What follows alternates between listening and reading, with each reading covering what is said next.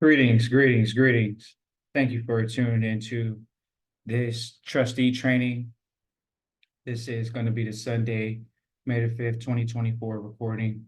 Trustee training. This presentation is on excellence. Trust Christian speaking. Thank you for tuning in live, listening to replay to this actual recording. This is going to be something that I look forward to bringing to you all. The ball looks forward to bringing to you all. It's going to be covering a book called Learned Excellence by Eric Proderat. It's going to be a book that talks about things that we talk about in trustee training. Going to integrate systems, conversations about trustee training in this as we go over mindset principles, highlighting the power of practice, perseverance, and mastering in any field. And this is a mindset conversation. Definitely thought to bring this to the trustees because we get a lot of trustees that come in and they talk about the mindset hurdles. So we're going to talk about those mindset hurdles. We're going to talk about excellence.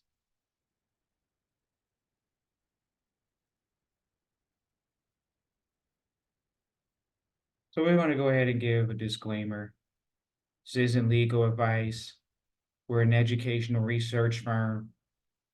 And this is why we're going over this book, because we were able to privy to sit in a room with individuals that were around these type of individuals. And so that's pretty much what happens when you're in this environment is when you're private, you're able to get information that's not just focused on trusteeship with finance, but focused on really the mindset, what we call excellence. That's something that a lot of families, they care about. And we want to go over that today in this particular recording. We could talk about this from a family perspective, how we work with families. We could talk about this from an individual, how we work with them. This is a part of the trustee training.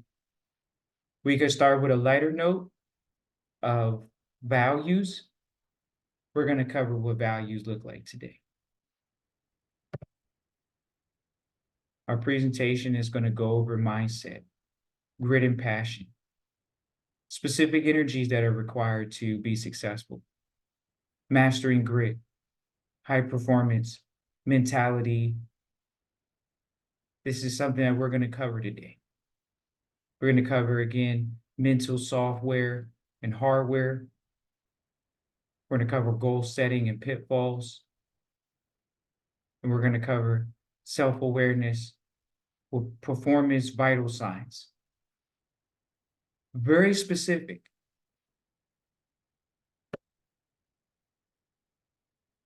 Grit and passion.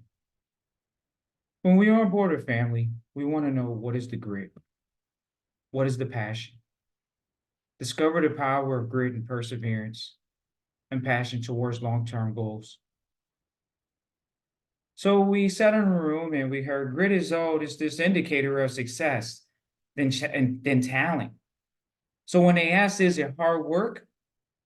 There's a word called grit. It can be learned, sharpened through practice. Embrace the mindset of fail forward to unlock your potential. Mastering high performance grit and mindset and mental toughness. Oh, should I put the pen down? No, we should pick the pen up. We're taking notes. The power of grit.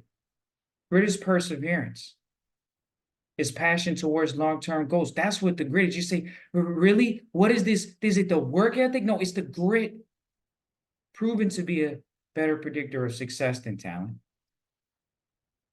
Passion and purpose. Gritty individuals are driven by a deep sense of purpose. Are you one of these individuals feeling their relentless pursuit of their goals? How do you cultivate grit? You cultivate it by it being learned and sharpened through deliberate practice. So we've heard this term fail forward towards excellence process. Mindset. It's a gritty mindset, right? You choose it though. Whether you think you can or you think you can't, you're right. Henry Ford. It's not that small. It's just that I stay with problems longer. It's not that I'm smart. It's it's just that I stay with problems longer. Albert Einstein. Success isn't an accident. Success is a choice. Steph Curry.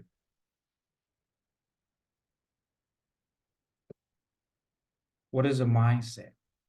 Mindset refers to the established set of attitudes and beliefs that shape a person's way of thinking and approaching things. It is a collection of assumptions that influence how one feels, thinks, and acts, ultimately affecting their outcomes and success. The power of a mindset is a fixed mindset versus a growth mindset. Easy way to disseminate. A fixed mindset sees challenges as threats, while a growth mindset embraces them as opportunities for improvement. A mindset characteristics. We're going to talk about those. Top performers exhibit a non-complacency. They also show perseverance and tenacious mentality, focused on process over outcome. These are very key components as you hear these things early as we go over them. They all still work together. Very minimal points. You'll see this really about 8 points. And we're going to cover them. Choosing your mindset. Cultivate the Mamba mentality, disciplined and optimistic, relentless, gritty, resilient in the face of adversity. You look at these words and you say, oh, do I need to be those words? These are words that if we only embody the same words, you get the same outcome. But these words are focused on process. So as we take a break for questions,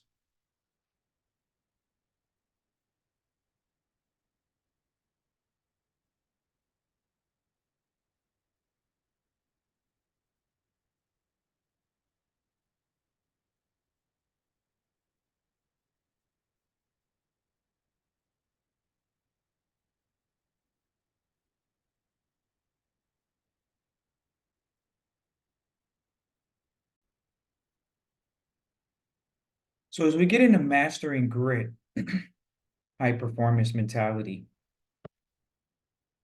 we get into mindset research. So we have to research what's going on in people's minds. So we were privileged to sit in a room with someone that has interviewed and compiled over 20,000 pieces of information from individuals that are high performers. And in turn, we got a chance to hear that Carol DeWitt research on growth and fixed mindset shows that people with the growth mindset possess feedback and see challenges as opportunities to learn and improve. Adopting a growth mindset can help you have a different and more positive relationship with challenges. Viewing them as threats to overcome rather than obstacles to avoid. You have the power to choose your mindset, and different mindsets may be more appropriate for different roles and situations. And as we go further, we will see that having the Mamba mentality may not work in a personal relationship. So we may see that the Mamba mentality may work in a sport, in a competitive environment, maybe an environment that involves more Mamba mentality, but does Mamba mentality belong with a parent-child relationship completely? No, so roles are different in different areas. Great point of highlighting interest. Mindset differences. Fixed mindsets avoids real challenges. Gives up when obstacles appears. Prefers limited use of feedback. So as we can see, they like being comfortable. A growth mindset, you embrace challenges. You're looking for the feedback. They're dedicated to the process. Healthy pursuing of limits. This is an important one. As we continue to go through, you'll see that pushing yourself past your limits is really what the growth mindset is about. Mindset characteristics, non-complacency, constantly looking for an edge or an advantage. Now that may work in a competitive environment, not always in a personal environment. Perseverance, tenacity, Failure is not touching potential. Process versus overcome focus, definitely different. Driven by potential, wanting to touch everything they've got and have zero regrets. So even when you see the parentheses here and you see the age note where it says age projection, it's where Jeff Bezos has reported that he age projected himself, and that's why he made the decision to start Amazon, because he looked to see he's in the regret minimization business. So you hear greats, he's obviously a billionaire and has clearly stated that he did this thing called an age projection. And so you can do the same thing. It's not to say everything works for everybody, but we're looking to find the characteristics. It's a character. Mindset is a combination of attitude, effort, and actions. The only three things that high performers control and they focus most of their time on is effort,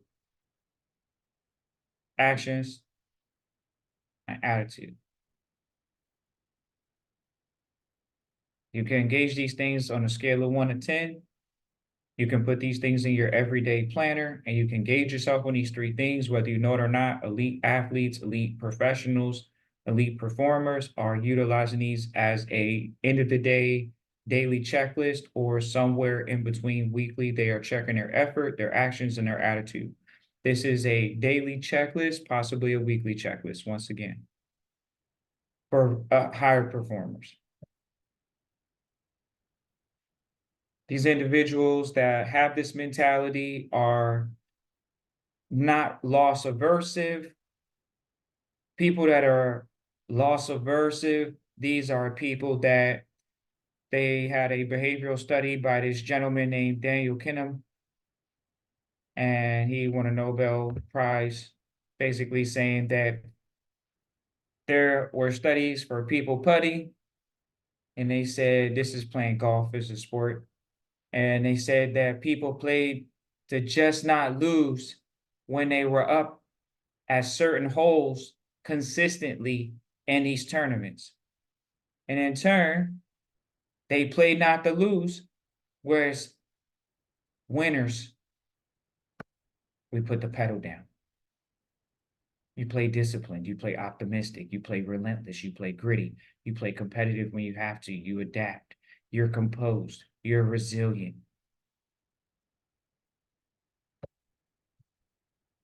Efficiency and consistency. This is where we can slow down the conversation, if you say, because efficiency and consistency is one of those important elements of a conversation where we talk about time is precious and time is a currency, and focus on what? You say, why do you have magic 16 hours there, Trust Christian in the vault? Well, if you're supposed to sleep 8 hours, you don't have 24.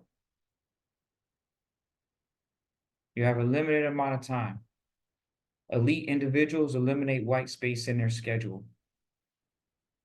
They build habits that focus on process over outcome for consistent results. They limit the loud noise, what they call distractions, that can derail your focus and progress. You only change your process incrementally to avoid disrupting your hard-earned habits. You seek valid feedback. This is a very important point. Very important point. So we say, oh, feedback. Who you get your feedback from? A valued opinion? A trusted source?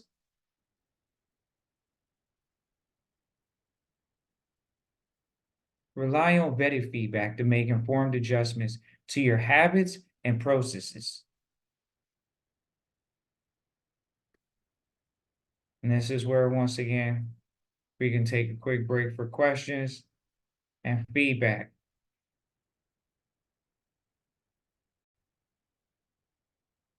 And so we want to continue with the mental software and hardware.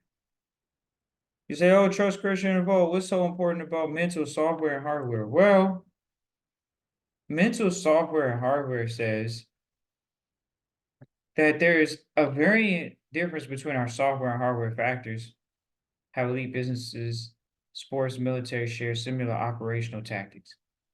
The key lies in controlling the human stress response for true, consistent excellence. Those who control it control performance at any and every environment. So we're going software here.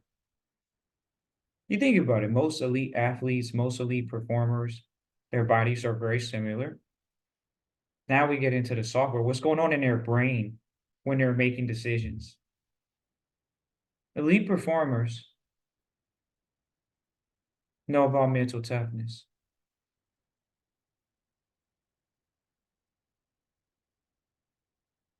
They learn how to accept stress.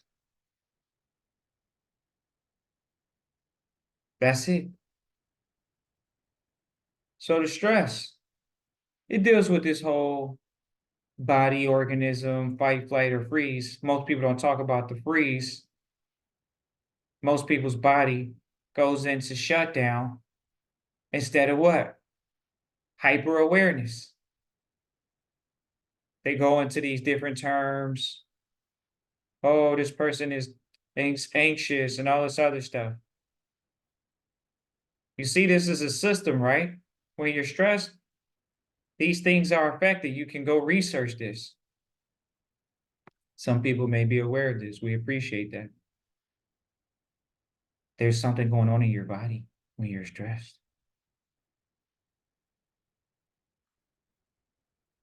Memory, concentration, judgment suffer under stress. Stress can lead to the inability to concentrate, confusion, impulse, and decision making. Repetitive and racing thoughts, a sense of being overwhelmed, a lack of confidence are common cognitive reactions to stress. Neck down elite functioning will get one as far as their ability to handle and control the human stress response. So how do we handle this stress? We unlock mental toughness. Mental toughness is the ability to control the human stress response, enabling elite performance under pressure. Cognitive reactions to stress. We're using the frontal lobe now, ladies and gentlemen. Stress can impair our memory and concentration and judgment, leading to confusion, deep and poor decision making, a desire to escape. So adversity tolerance tactics.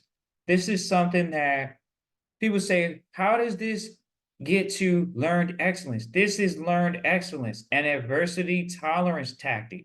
Mastering techniques like goal setting, visualization, self-talk can help control stress response and optimal performance. Working definition of mental toughness. One's ability to control human stress response. The key to consistent elite performance is your ability to control your human stress response. If you can master this and its effects, you can perform at your best in any environment.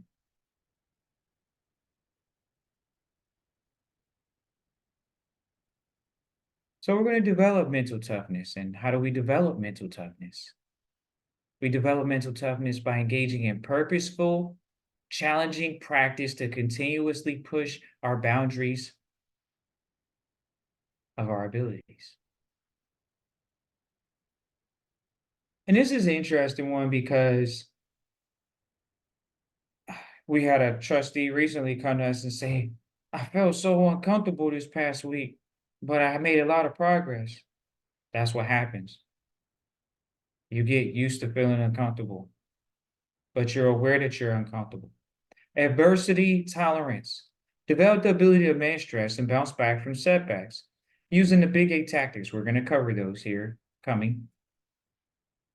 Celebrate successes. Acknowledge and appreciate your progress, fueling your motivation and resilience for the next challenge. Are you celebrating your successes every night before you go to bed? Is this not a best human practice? It's a best human practice. Elite performance strategies. We're going to dig deeper now. Pre and post performance routines, adopting rituals and routines to help solidly the mindset transition for optimal performance. This is where people think they can cut it on and off. They don't. The greats have an actual ritual and a routine before different things in their lives. It is a ingrained every time they do it, they do it. When they step up to go for a swim, they shake themselves a certain way. They move a certain way. When a runners get ready to step up to run in a 100-yard dash or any event, they're going to move a certain way. They're going to line up in the blocks a certain way. They have a pre-race routine. Do you have a pre-date routine? Do you have a pre-task routine? Do you have a post-task routine? You see athletes like Ray Lewis come out to a dance, and you see other athletes come out to a dance. You see LeBron do the things with the hand clap in the air. That's a pre-game routine. Does he do that in practice? Do you practice the way you play? And do you play the way you practice? That's the way that goes. Goal setting and segmentation. Setting specific and measurable and achievable goals while breaking them down into manageable steps. It builds confidence and momentum. How is momentum not helpful? If you don't have momentum, you need momentum. Arousal control and breathing. This is a big one for the men. It may be big for everyone, though.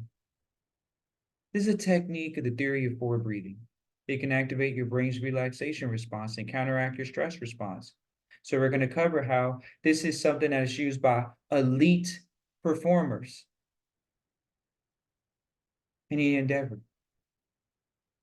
Visualizing and sensorization, we're definitely proud of this one. This is something that we specialize at the Vault, where we come in and really help out the family with vivid imagining experiences and involving all the senses to create motor programs in the brain, preparing the body for success. These are programs that help out the elite performers. So these are tools. We weren't born with visualization. We learned that. We learned the theory of forward breathing, so we're going to move forward. Adversity tolerance tactics. Completely teachable. This is one of the ones that's on Trust Christian's checklist every day. And even when we talk about, your attitude, your work ethic, and, the student mentality is important. Just got to be able to be teachable. It says completely. Actionable and easy to apply. These diversity tactics provide a practical framework for individuals to navigate and overcome adversity in their professional and personal lives. The biggest predictor of success is mastering adversity tolerance tactics. Moving from good to great. Let's cover some of these adversity tactics. Adversity tolerance tactics. Take a deep breath. The pre-performance and post-performance routine. A solid research demonstrates a positive impact on adopting rituals and routines to help you solidify the mindset transition from going from one thing to the next. It's not on doing everything as a multitasker. We're in agreement with that theory and that thought process, but there's also a transition in mindset, clothing, food, meditation, mantras.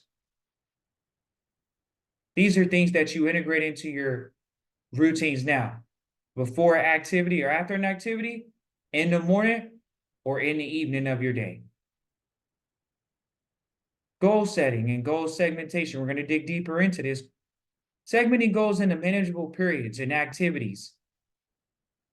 Setting specific and measurable, difficult, but realistic goals for long and short. Focusing on progress goals. Ooh, not focused on complete outcomes, focused on progress. So now when we go into the next adversity tolerance tactic, the theory of forward breathing. Of course, there's a bunch of research on how many breaths someone takes when they're stepping up to the plate to hit a home run. Of course, the world has research on how many breaths someone takes before they jump off a diving board into a pool. The breathing pattern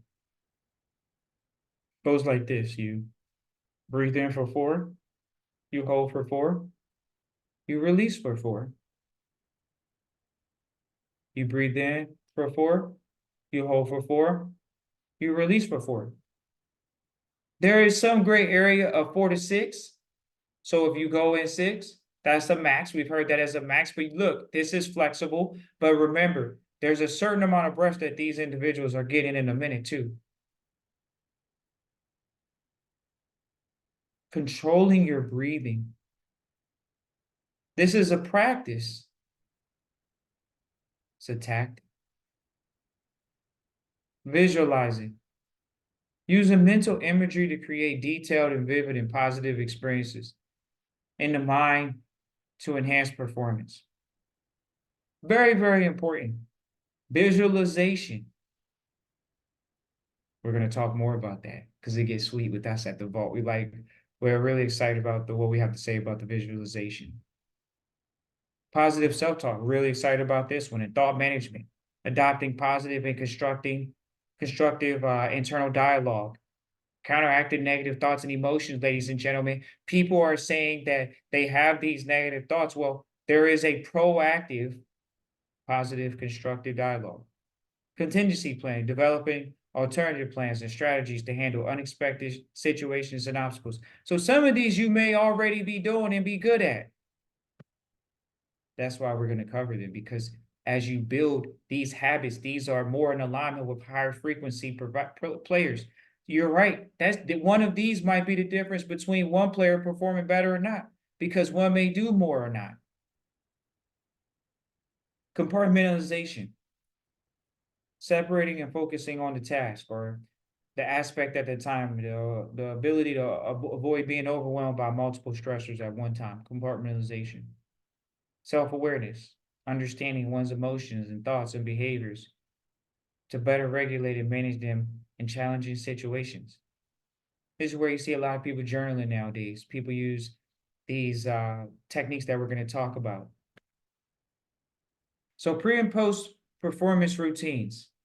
It's shown a powerful impact in adopting rituals and routines to help solidify the mindset before and after their performance. Once again, you see certain athletes, they eat a certain meal before they do a certain thing. You see a certain athlete say, "Oh, we're not going to do any type of certain, what is that called? Spirits and wines, any of that. They don't do that before certain events. These can be playing music before you do a certain thing. These things help you get into what's called a state. And because you got to get into a state, we're going to talk about that. So we're going to pause for questions here, and we look forward to continuing the conversation. All righty. So we're back. Goal setting pitfalls. Goal setting pitfalls. Goal segmentation. A process and technique arranging and focusing on goals and managing periods of times or activities. Setting goals that are specific and measurable, difficult but realistic, long and short, and process goals. Using the SMART method: specific, measurable, attainable, relevant, timely. Okay. Well, I got goals, trust, Christian, and I keep them in my head. Goal tracking process. You've made the focus less on the distance to the objective. You know where you came from, you know where you are, and you know where you're going. That's what? Written on paper. It's defined a clear, specific goal that you want to achieve. So what we've seen in the research is a lot of the greats use the method called the GWAP. Goal, why. So you can identify intrinsic motivation and the reasons behind your goal. There's also extrinsic goals, like you might have a family goal. You may have a goal that the company set. So you may have various different types of goals outside of you that it's important to identify how they are intrinsically motivational to yourself and reasons behind your goal. So this method is very effective because it gives you the goal.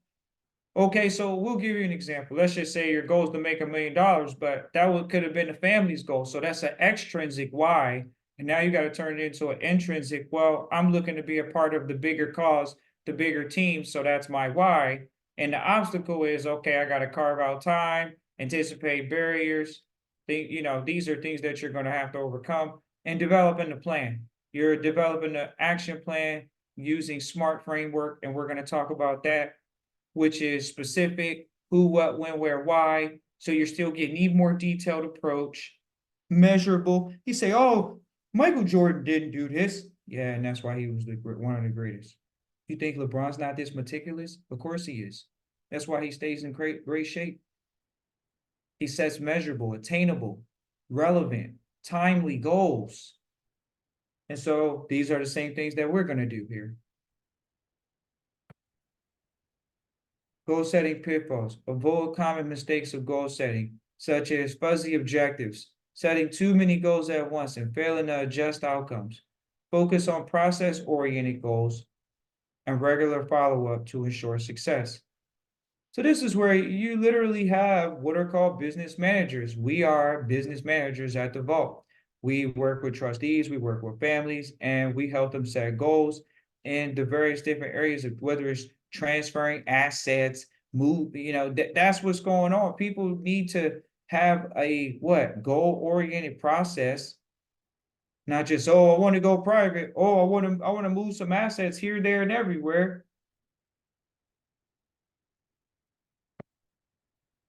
So what happens is we work with them even deeper than just finding out that they want to go private in X, Y, and Z. We break down their goals into smaller, manageable steps that keep you focused on and builds momentum.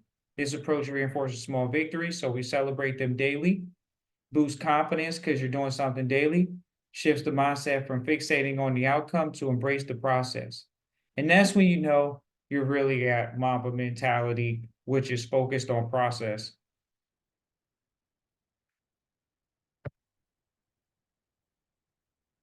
Arousal control. Arousal control research is there's a theory of forward breathing. Part of the brain mimics stage 3 sleep. So practice. See how it works for you. This is one of those things where you can read Napoleon Hill. He talks about sexual transmutation. This is it. It's arousal control for the men. And we can speak from the men's perspective. And this is something that is very important because now you're engaging in that human stress response, which whether you're just practicing it to be relaxed or practicing it to control your human stress response, both of them are great. We get into visualization now. Visualizing success, identifying your strengths, setting achievable goals, and cultivating the growth mindset. Visualization is a powerful technique that involves creating and recreating an experience in the mind. It is a form of stress inoculation, where vividly imagined events can stimulate the muscles like actually practicing a movement. Visualizing creates a motor program in the central nervous system. So the first time you see the real act, it's actually the second time your mind has seen it. Now that's powerful, isn't it? That your mind can see something before it's in real reality. And that's how you know it's a thing called the mind. Some people say some things about the memory. Well, this is how you improve your memory. By looking forward, you improve your looking backward. We get deeper. At the vault, it's about sensorization. Right before you go to sleep, having memories of things you did well that day, firing off the senses builds a neural network, reinforcing positive experiences, and providing free training for the next few hours while you go to sleep. Using what we call the VKOAG, which is visualizing. Because when you're sensorizing, you're visualizing, you're smelling it, you're seeing it, you're hearing it, you're feeling it, you're tasting it.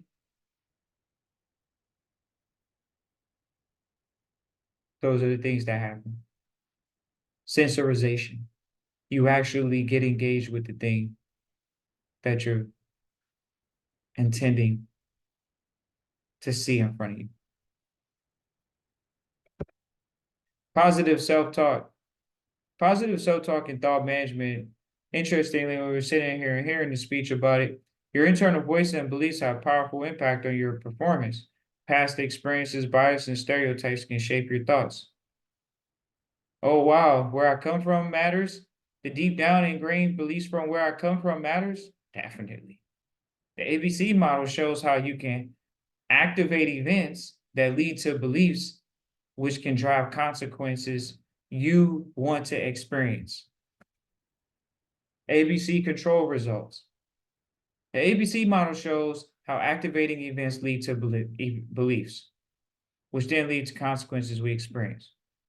While we have little control over the activating event, we have total control over our beliefs. By managing our thoughts, we can influence the human stress response and achieve more positive results.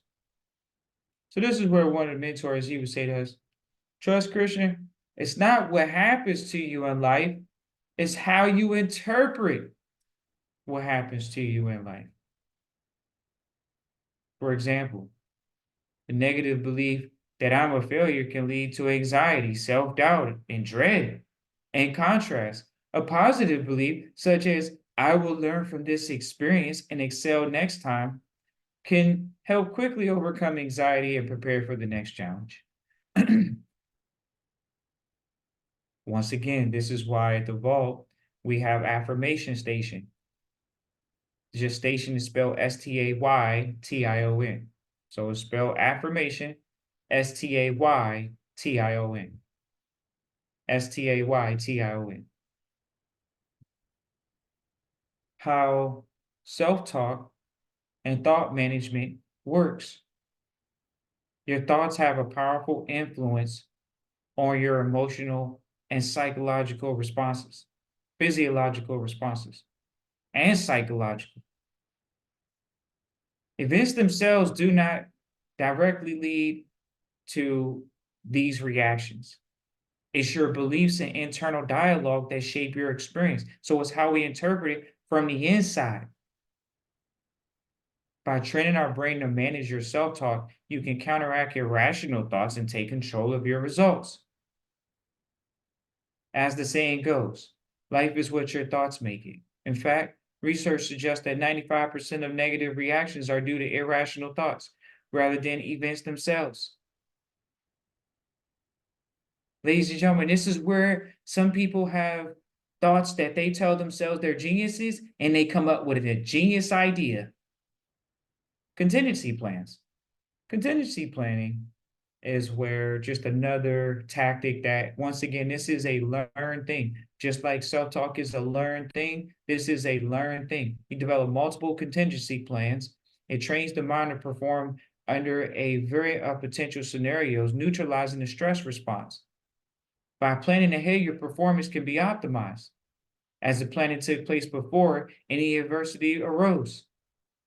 This is why we see these high-end, whether they're military guys or people that go to space, they practice these adversity contingency plans pretty much every day.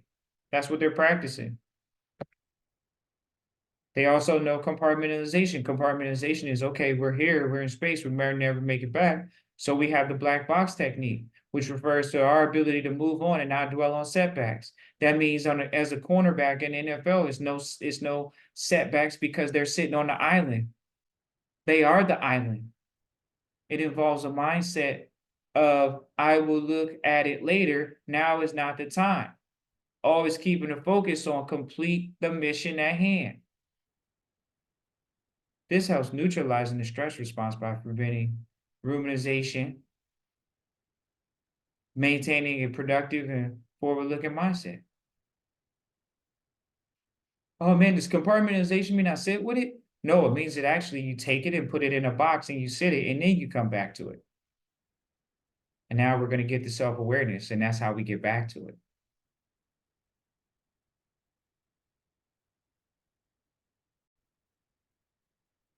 So as we continue, self-awareness, performance vital signs.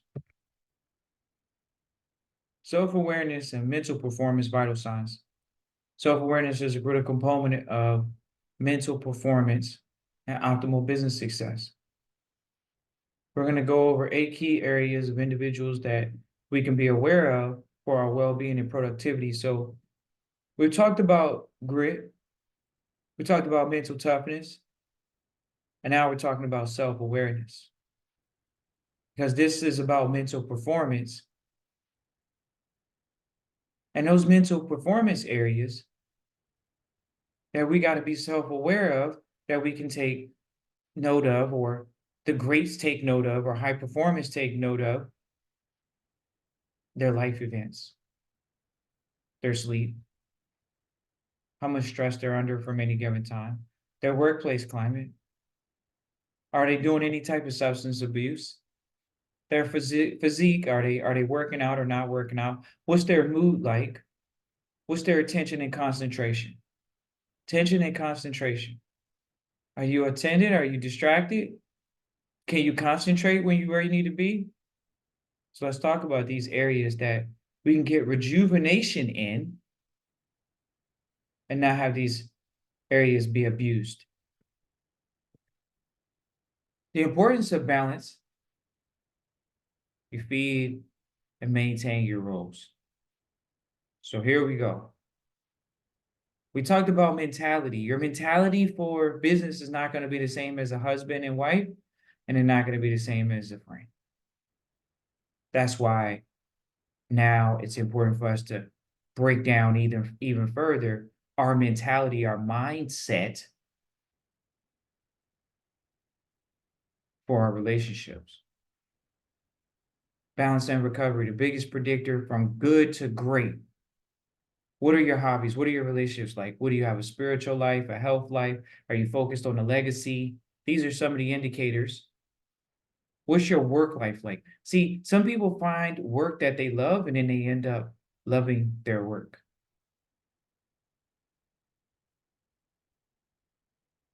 Separating who you are from what you do. And this is where a lot of people say, oh, you got to be able to separate from who you are from what you do. Well, there are many people that have a lot of achievements in their life and they're not one achievement. So just be okay with, and we're in environments where elite performers are very okay with separating who they are from what they do. They are aware that they are a father here, or a mother here, or a athlete here, or a musician here. They understand this because this is what allows them to use that compartmentalization. When they get there, it is a space in and into itself for them,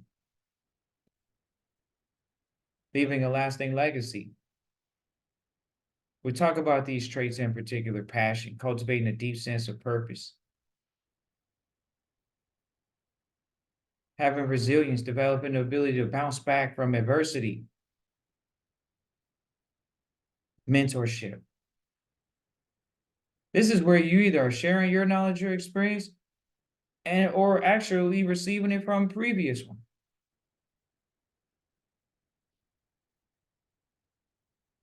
What does this have to do with success? This is what successful people are seeking, is mentorship. They're seeking a lot of times an impact, especially for legacy, striving to make an impact and a lasting difference. A lot of the people in general, they say they want to make a positive impact. Well, that's the reason why we're getting up every day. It's to make a positive impact in the world. That's a great thing. Well, how are we going to advance our commonplace?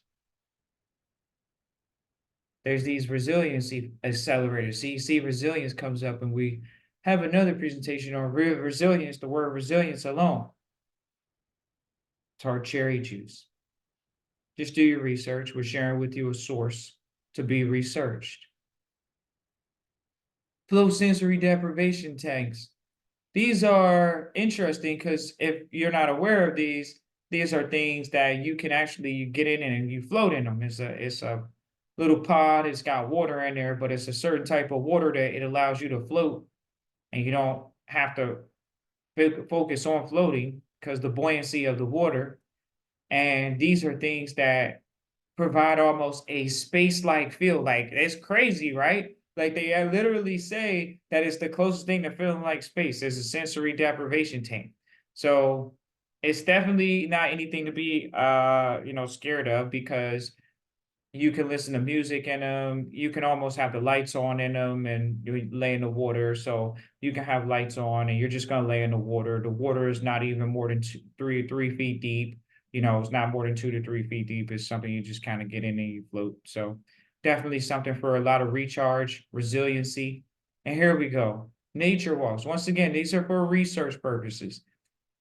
Forest bathing. Of course, you're forest bathing. Of course, there's spending time in nature and forest bathing. You can also contribute to resilience. There's a lot of research that say take the shoes off and walk on dirt. Get back in tune with earth. There's a big push behind these type of pieces of information we're talking about. So it's definitely going to continue to be that, because these are ancient techniques that they should be practiced in the modern day. Sleep. We want to talk about sleep because right before you go to sleep is the most important time of the day, or before you take a nap. Anytime before you lay down to relax is important to program yourself, because there's a stage of sleep where your short-term memory takes the information and puts it in your long-term memory. It takes the learnings from that day and puts it in your long-term memory. So that's why even drinking a cherry juice before you go to bed, just do your research. They say that these are things that can help improve you. This is not a health kick or anything. We don't think you're gonna, have anything negative happen to you. Sure, check with your doctor, as they say, but at the end of the day, these are tools that if they work, they work. Nature walks, once again, sensory deprivation, a lifestyle of separating one relationship and environment from the next. These enhance performance through recovery, because what happens when you say, oh, I'm not getting enough sleep? Well, maybe you take more walks. Maybe you go do sensory deprivation. What happens when your lifestyle's a little unbalanced? You say, okay, well, maybe I need to do a nature walk with a family or friend. These are pillars you build your life on. You measure your life on. These are performance measures that you measure every single week in your life. How much sleep did you get? Did you take a nature walk? Did you do any sensory deprivation? Did you balance your lifestyle? How are you going to touch your potential? You got to stay hungry. If you listen this far, we know that most people are hungry, and we look forward to working with you all and continuously working with you all. Just like we shared, a trustee said, oh, I'm a little uncomfortable this week, and they were a little uncomfortable, but they got things done. They felt productive, but they felt uncomfortable. And they used the feedback, because that's what you need to build mental toughness, is feedback. So once again, got a chance to get in front of the people that actually wrote the book, Learned Excellence Recap. In the private room, amateurs focus on the outcome, professionals focus on the process.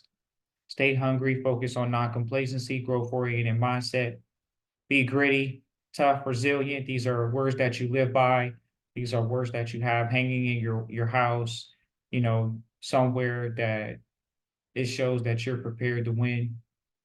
Embracing feedback, high levels of focus on feedback. Maintain balance, ensuring every aspect of their life has some, pillar that they can lean on. These are processes that you adapt. Look forward to hearing from you all. This is the type of information we're going over in trustee training. We just wanted to thank you for tuning in live, listening, replay, listening as far. Feel free to reach out, Christian at trustchristian.com. The first thing we're doing from here on out with families is doing a values assessment. We're doing value assessment with families when they get into the training. We look forward to hearing from you all, Christian at trustchristian.com. Once again, that's Christian at trustchristian.com. Look forward to hearing from you all. Enjoy the rest of your Sunday, wherever you are in the world. Peace and joy. And we just, PS. We just wanted to say we're definitely gonna do a workshop this year, so just be on the lookout. And once again, just reach out, Christian at trustchristian.com. We definitely wanted to say it was May.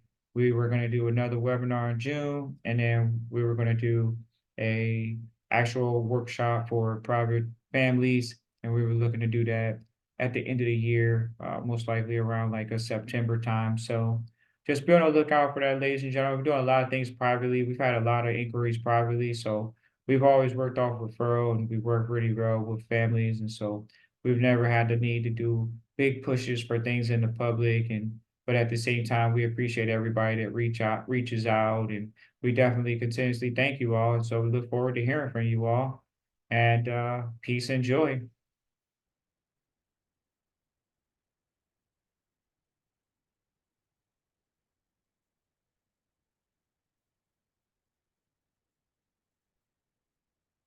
Happened every time, didn't it?